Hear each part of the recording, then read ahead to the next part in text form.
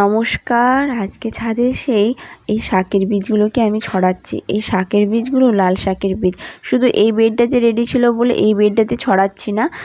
বেগুন গাছের নিচে যে ফাঁকা জায়গাগুলো আছে, যেখানে যেখানে টবে ফাঁকা জায়গা আছে, সেখানেই আমি ভালো করে লাল শাকের বীজগুলো ছড়িয়ে দিয়ে ভালো করে জল দিয়ে দিচ্ছি। জল দেওয়ার পরে ঢাকা লাগিয়ে একদিন রেখে দিলেই বীজগুলো কিন্তু খুব ভালোভাবে অঙ্কুরোদ্গম হয়ে যাবে। তো আমি এখানে জল ছড়িয়ে ভালো করে ঢাকা লাগিয়ে কিন্তু রেখে দেবো। আর এই দিকে দেখুন, আগের শটে যে দেখিয়েছিলাম পালং শাকের বীজগুলো ছড়িয়েছিলাম, সেগুলোও কিন্তু অঙ্কুরোদ্গম হয়ে গেছে। যেহেতু শীত চলে এসেছে, সেহেতু কাগজ ফুল তো ফুটতে শুরুই করেছে। আমার প্রতিটা গাছেই কিন্তু ফুল ফোটা শুরু হয়ে গেছে। একে কিন্তু অবশ্যই 15 দিন অন্তর খাবার কম কম করে দিচ্ছি। যেহেতু ফুল চলে এসেছে, গাছে তেমন বেশি খাবার লাগবে না।